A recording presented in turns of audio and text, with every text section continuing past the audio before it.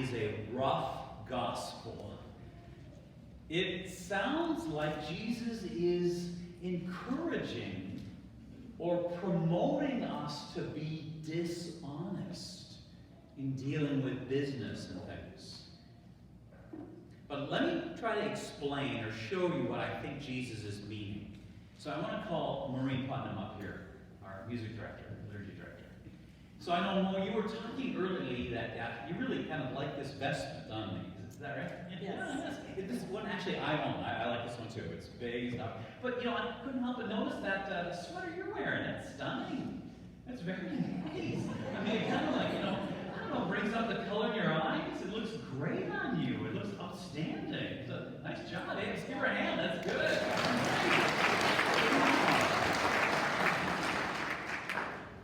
Actually, I have no idea what color it is at all. Remember, I'm colorblind.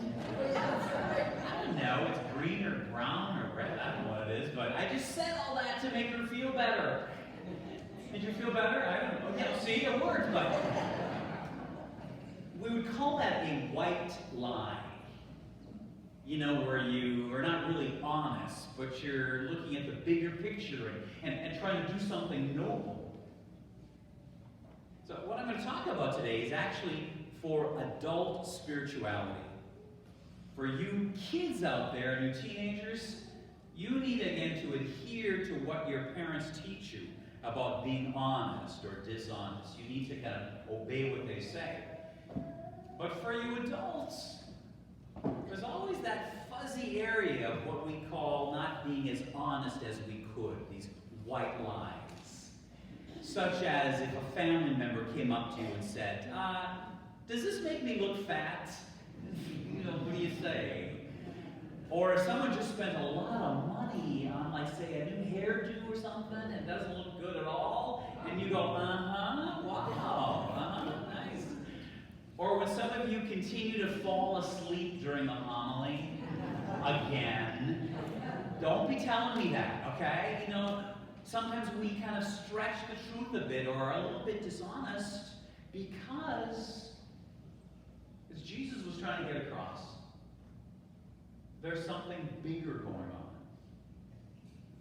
There is a noble truth or a bigger understanding of what we should pay attention to, even if it feels like we're being dishonest in these little things. Here's another example. When we think about how to vote, sometimes it's so confusing because we've got all these candidates and they say this and that. Well, some years ago, one of the pastors from the Princeton area, he told his congregation, he said, if you vote for so-and-so, you are committing a sin. And then 4 years later, he told the same congregation he apologized for them. He should never have said that. And he's explaining that to us, the rest of the pastors, that he has no right to say that when you vote for this person, it's sinful. Meaning that with candidates and who to vote for, it's never easy. And we can't just kind of simplify and say, well, I'm always going to vote this way or that kind. For all of you here, there has never, ever been a candidate at any level of office who completely fulfills what all the U.S. Catholic bishops talk about Catholic social teaching and all the things we should look at when voting. There has never been a candidate, and unfortunately there may never be a candidate. Meaning that we can't just vote on one issue or one aspect. We have to start looking at the bigger picture.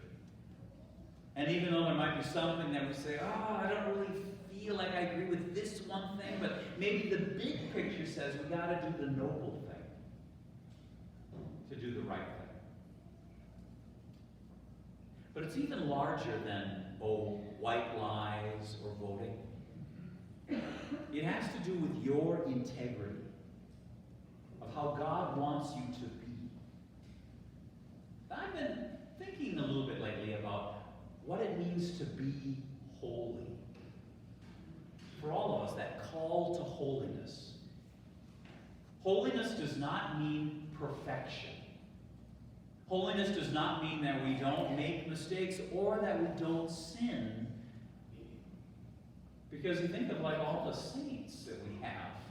They were not perfect. They made mistakes.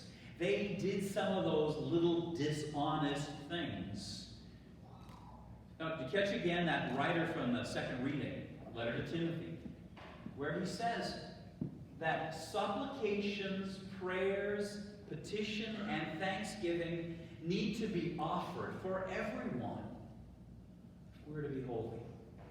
And that so that we may lead a quiet and tranquil life in devotion and dignity. Wow, that's tough because life is so crazy and so overwhelming. It's like, how do we lead that tranquil life with devotion and dignity? Well, I believe what happens to many of us, we get so overwhelmed in what we think is the bigger picture for us. For so many of us, we think, wow, if I just have more money, then I'm going to be happy. Or if I just had enough for retirement, things are going to be fine in my life. And I'll have no more worries. Well, you just heard Jesus say, you cannot serve two masters. You cannot serve God and mammon, which is a Hebrew term for money. But for any of us, when we think of like the money we have, and if we think of, well, okay, I'm just going to use it for myself or for my family, and I'm just going to try to take care of what I need, you're doing it wrong. As opposed to looking at the big picture and recognizing all that we have is meant to be shared. We can't serve two masters saying, I'm just going to focus on myself. Or even that word mammon can also mean all the kind of things that we get involved with, like our own egos, or our own need to be in control, or our own need to be successful. Jesus says you can't do both. Because in the long run, you got to set your priorities. So I want you to think, that difficulty you're having right now, that situation going on that, maybe nobody knows about. That struggle you're having at work or at school or with that family member or even a friend. And you're trying to think of like, oh, what should I say to her? Or how should I deal with this? Instead of praying all the time like, God, here's what I need to happen, or here's what you need to do, God, about this. Perhaps you could turn around and start thinking big picture. Perhaps slow down a bit and ponder a bit more. Reflect more. Be more in communion with God in that tranquility and dignity, as the writer said. And then a good way to address it is not to say, God, this is what I need, but for you to pray, God, what do you want